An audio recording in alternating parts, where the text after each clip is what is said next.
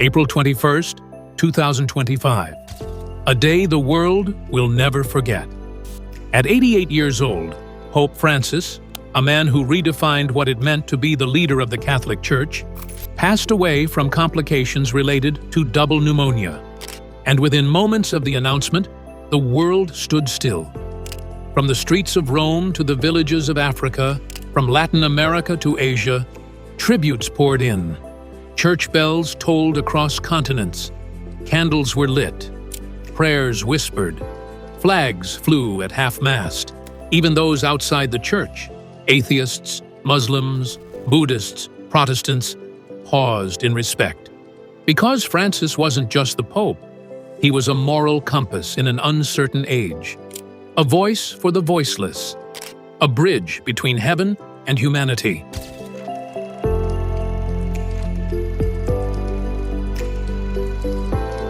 He walked among refugees. He washed the feet of prisoners. He rode in a beat-up Ford Focus instead of a limousine. His life was a sermon, not of doctrine, but of compassion. And in death, the message only grew louder. This wasn't just the end of a papacy. This was the closing chapter of a spiritual revolution, one built on mercy, simplicity, and undeniable courage. But as the world mourned, many began asking, what happens next? Who will carry the torch now that the man who lit it is gone? And then, from the silence, a familiar voice emerged, one that had remained quiet until now. Tagle's emotional tribute. Just days after the world said goodbye to Pope Francis, the silence was broken. And it wasn't broken lightly. It came from a voice the world hadn't yet heard in this moment of mourning. That voice was Cardinal Luis Antonio Tagle. In a calm but visibly emotional statement aired on global television, Tagle spoke from the heart, not from a pulpit. His voice cracked ever so slightly, his eyes heavy with sadness. "We have lost a shepherd who walked with his sheep," he said. "Not above us, not behind us, but beside us." It wasn't a rehearsed speech. It was grief made audible, and that's why it struck a nerve. Those words echoed far beyond the Vatican, across Asia, through churches in South America, whispered in seminaries in Europe. Something shifted. Because Cardinal Tagle, a man often reserved, had chosen this moment to speak. And what he said and didn't say carried meaning. For hours and days after the Pope's passing, Tagle had remained respectfully quiet. Some believed it was reverence. Others thought it was heartbreak.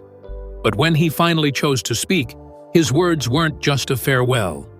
They were a mirror, reflecting the heart of someone who had not only admired Francis, but walked closely with him. This was more than a tribute. It was personal, deeply personal. You see, for years, many in the church had viewed Tagle as more than just a rising star. He was seen as a spiritual son of Pope Francis, molded by the same priorities, driven by the same pastoral heart. Their relationship wasn't just built on theology, it was built on vision. The vision of a church that doesn't judge first, but listens. That doesn't condemn, but heals. That finds holiness not in gold, but in grace. And in that moment, something began to stir. Was Tagle's tribute just a eulogy? Or was it something more? Was it a signal? A subtle declaration that he, too, was ready to lead? Not to fill Francis's shoes, but to follow in his footsteps? The speculation didn't take long to build. The questions began swirling. Could this humble cardinal from the Philippines be the one? To find that answer, we must look deeper into who Tagle really is, and how his path brought him from Manila, all the way to the heart of the Vatican. Tagle's journey to the Vatican. Born in Manila in 1957, Luis Antonio Tagle grew up in a modest home, surrounded by the sounds of prayer and the heartbeat of community life. His family wasn't wealthy, but they were rich in faith, the kind of everyday spirituality that shaped him not into a performer, but into a servant. Tagle's calling didn't come with trumpets or visions. It came with gentle consistency, a quiet hunger to understand God, to serve others, and to bring meaning into broken spaces. From an early age, he showed signs of brilliance, but never arrogance. His teachers described him as intensely thoughtful, always listening. He earned his doctorate in theology in Rome, studying among some of the most brilliant minds in the Church. But instead of staying to climb the academic ladder or settle into Vatican politics, he did something telling. He returned home, back to the streets of Manila, back to the people, back to service. There, his ministry blossomed. Tagle didn't try to impress with flowery sermons. He moved people with raw honesty. He cried during Mass. He laughed during confessions. He embraced people who were used to being invisible, and that authenticity began to ripple. In 2011, he was appointed Archbishop of Manila. His presence was electric, not because he tried to be, but because people felt something in him that was rare. Genuine spiritual warmth. By 2019, Pope Francis made a bold move. He elevated Tagle to a key position in Rome, prefect of the Congregation for the Evangelization of Peoples, a post that oversees Catholic missions worldwide. But that promotion wasn't just political. It was personal, strategic. Francis saw something of himself in Tagle, a kindred spirit, a man who didn't chase power but carried conviction, a leader who preferred to walk with the poor than dine with the powerful. In private circles, Francis reportedly referred to Tagle as someone who carries the smell of the sheep, a line Francis used often to describe true pastoral leadership. They shared more than values. They shared a mission. And now, with the papal seat vacant and the Church at another crossroads, eyes are shifting toward Tagle, not as an outsider, but perhaps as the one who was being quietly prepared all along. So the question begins to surface louder and louder. Was this the plan? Was Francis shaping his spiritual successor before our eyes? The answer may lie not in what Tagle has said, but in what he has always done. Lead with love and serve without seeking the throne. Mercy, inclusion, and reform. When Pope Francis spoke about mercy, he didn't speak like a politician or a philosopher. He spoke like a pastor, with calloused hands and a bruised heart. For him, mercy wasn't a slogan. It was the cornerstone of faith. It meant more than forgiveness. It meant restoration, radical welcome, courageous compassion. And that wasn't just rhetoric. He showed it in action. He embraced the forgotten. He brought the divorced back into communion. He dared to say that LGBTQ+ people had dignity and a place in the Church. He washed the feet of refugees. He challenged the cold machinery of clericalism, calling instead for a church that felt like a home, not a courtroom. Luis Antonio Tagle, in his own voice and culture, has been preaching that same message for years. Tagle doesn't just speak about mercy, he embodies it. He once broke down in tears during a homily about a starving child. He has stood beside the homeless in Manila and called out injustice in his own country and abroad. His theology isn't complicated, but it's profound. Love first. Listen deeply. Lead with humility. He famously said, "The Church must be a field hospital after battle." That phrase, now globally associated with Pope Francis, was something both men believed down to their bones. A wounded world doesn't need more rules. It needs healing. And the Church, they argued, must stop waiting for people to come clean before opening its doors. This shared vision of mercy, inclusion, and reform is more than policy. It's personal. It's spiritual. It's revolutionary. And it has made both men beloved and controversial, because this vision doesn't sit comfortably with everyone. Traditionalists have resisted. Institutions have pushed back. But Francis persisted, and so did Tagle. Their connection isn't just philosophical, it's theological, it's emotional. It's a shared belief that the heart of the gospel is not control, but compassion. And now, with Pope Francis gone, that vision hangs in the balance. Will the Church continue on this path of transformation, or retreat into old walls and familiar doctrines? That decision now rests in the hands of the conclave. The world watches, the cardinals pray, and all eyes quietly, intently, begin to turn toward one place, the Sistine Chapel, where not just a leader will be chosen, but a direction, a future, and possibly the man to carry that vision forward. Eyes turn to Tagle. The time has come. The cardinals, more than 100 of them, dressed in deep crimson robes, have begun arriving in Rome. They gather beneath the ornate ceilings of the Sistine Chapel, their mission cloaked in centuries of tradition, prayer, and suspense. The seat of Peter is empty. The world is watching, and the future of the Catholic Church hangs in the balance. But behind the walls of Vatican City, as murmurs echo through ancient corridors, a name continues to rise. Luis Antonio Tagle. At first, it was just speculation. Then it became conversation. And now, those conversations are becoming something more. Momentum, energy, a quiet shift in the wind. Could the Church truly be ready for an Asian pope?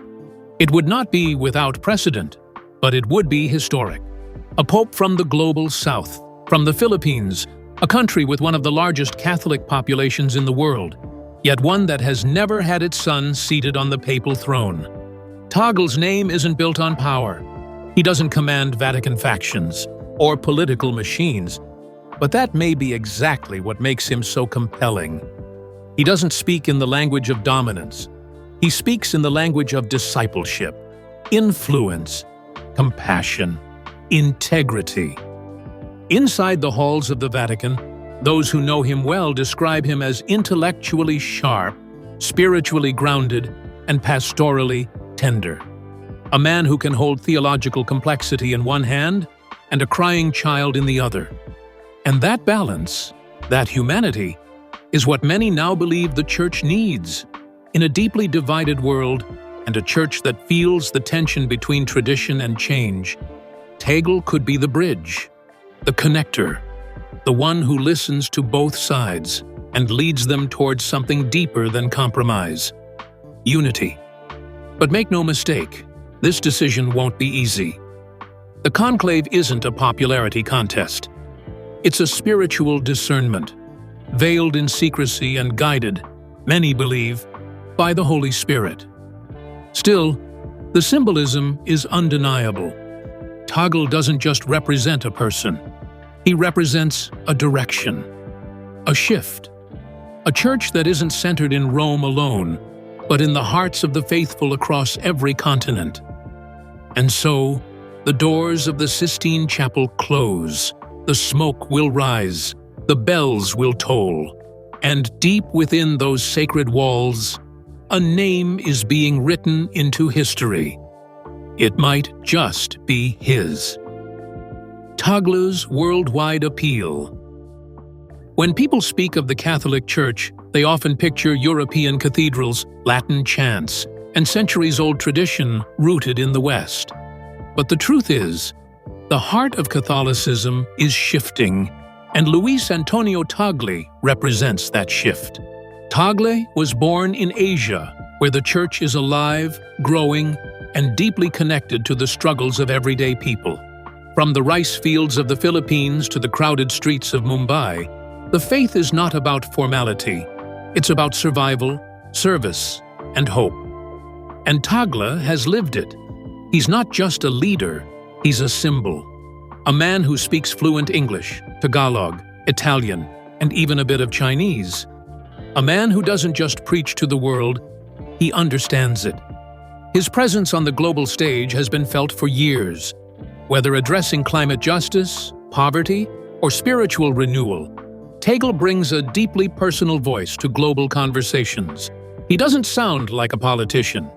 He sounds like someone who's walked with the poor, listened to the brokenhearted, and never forgotten where he came from. In many ways, his appeal is universal. He's relatable to young people searching for purpose, to elders longing for dignity, and to nations outside the traditional centers of power who finally see themselves reflected in him. And now, as the conclave weighs its options, this question rises: will the Church truly embrace its global identity, or will it retreat back into comfort and familiarity? Because with Tagle, the Church wouldn't just have a new pope. It would have a new face, a new voice, a new center of gravity. Balancing tradition and change. No matter who becomes the next pope, one thing is certain: they won't inherit an easy task. The Catholic Church today stands on fragile ground, divided between progress and preservation, between those who want reform and those who fear it. Luis Antonio Tagle, if chosen, would be walking a tightrope. He's seen as a bridge, but every bridge bears weight from both sides. He would need to listen to conservative bishops who fear moral decay, while also answering to younger generations demanding relevance, representation, and reform. Issues like clerical celibacy, female leadership, and LGBTQ+ inclusion are no longer whispers in the back pews. They're shouted from pulpits, posted online, and debated across dinner tables. And people want answers. Tagle has always approached controversy with grace. He doesn't shout. He listens. He believes truth and love can exist in tension. But being pope? That's a different level. Silence becomes strategy. Words shape doctrine. Every move becomes a headline. He's not new to this, but the pressure would be unlike anything he's faced before. Still, Tagle may be uniquely positioned for this moment, because he's not a man of extremes. He's a man of nuance.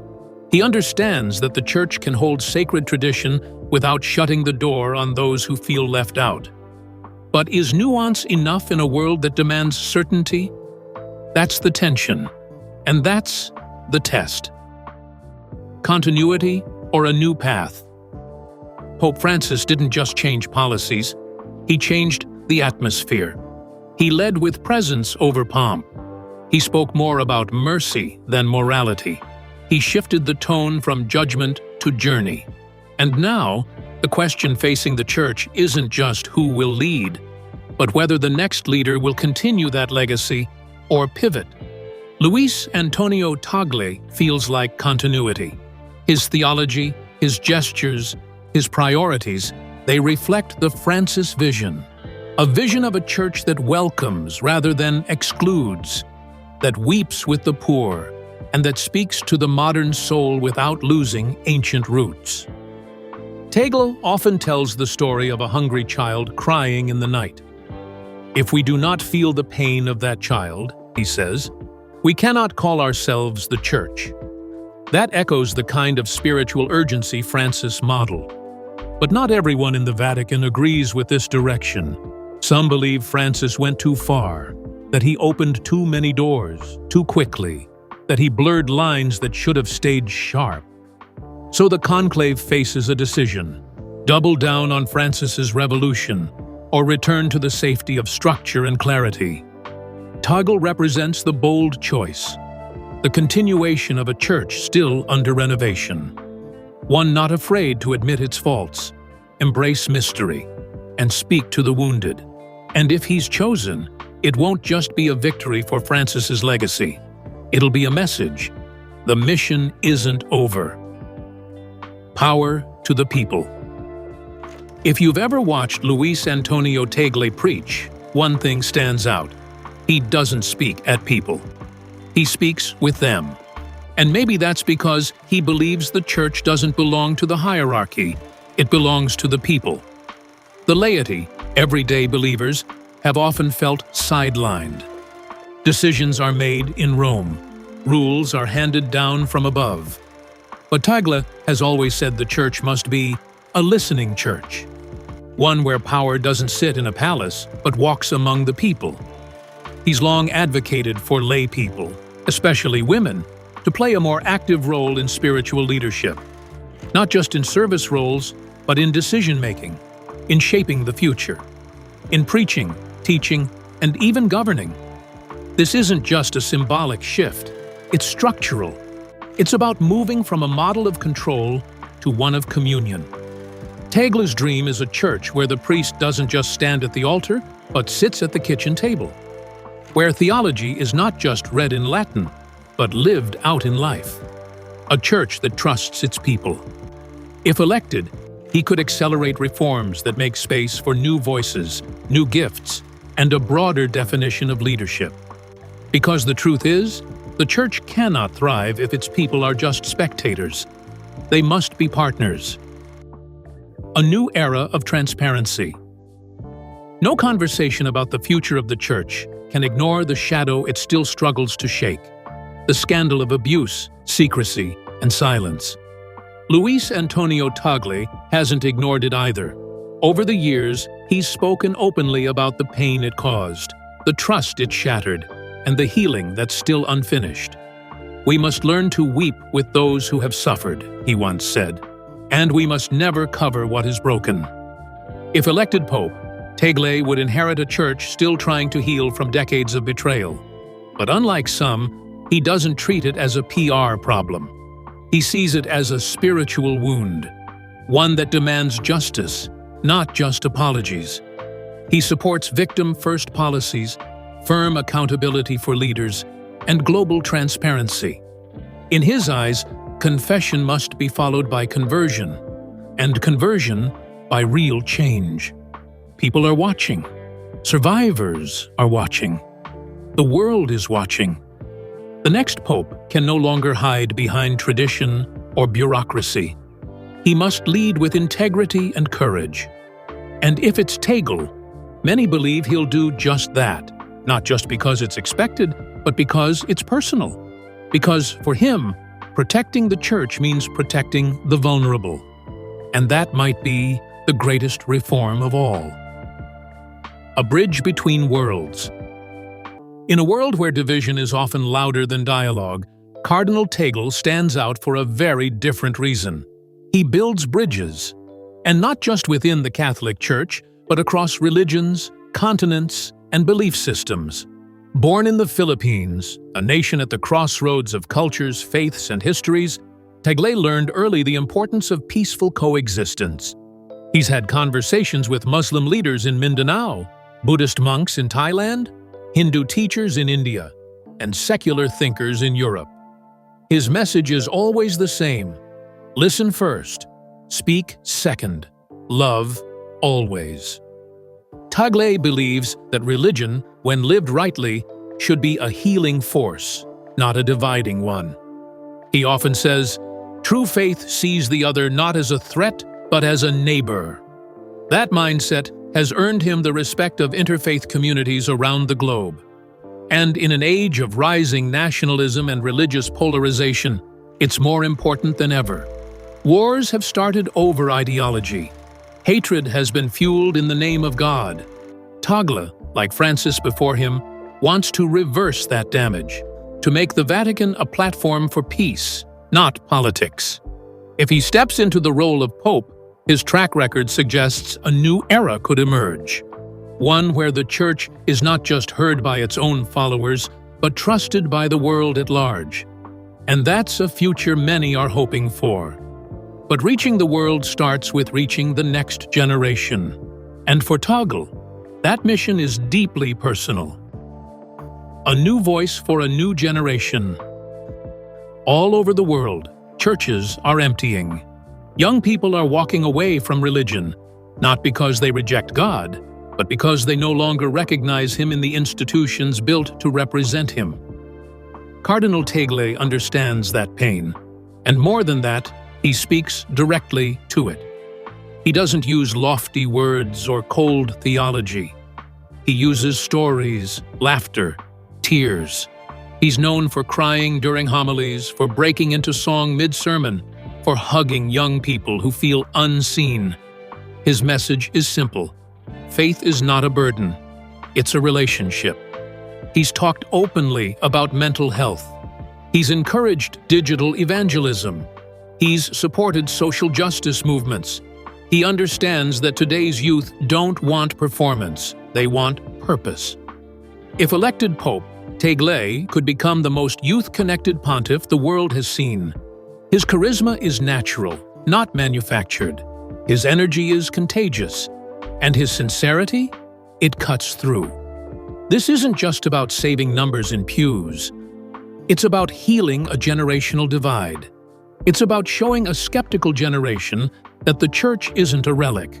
It's a living, breathing community where they belong. But as the conclave draws closer to a decision, the air thickens with anticipation, because the silence is over. And now, the world is watching. What now? The silence has broken, and the world is watching. When Cardinal Luis Antonio Tagle broke his silence after Pope Francis's death, it wasn't just an emotional tribute, it was a turning point. A signal. A quiet drumbeat beneath the morning. Something is coming. His words touched hearts, but they also sparked questions. Was this more than grief? Was it preparation? For many inside the church, the signs are hard to ignore. Tagle isn't just a respected cardinal. He's a global pastor, a man molded by suffering, shaped by humility, and refined through decades of servant leadership. His alignment with Pope Francis's vision makes him a continuation, but not a copy. His charisma, cultural depth, and emotional intelligence make him uniquely suited to lead the church into its next era. Now, as the conclave prepares to choose the next pontiff, the world holds its breath. Will they choose familiarity? Or will they choose transformation? Will they elect a diplomat in robes or a shepherd with a global heart? Tagle has never asked for attention. He's never pursued power. But sometimes, the most reluctant leaders are the ones history remembers most. And so, the smoke will rise, the bells will ring, and the church will reveal its future. But whether he wears the white cassock or not, one thing is certain. Luis Antonio Tagle has broken his silence, and the world will never see him the same way again.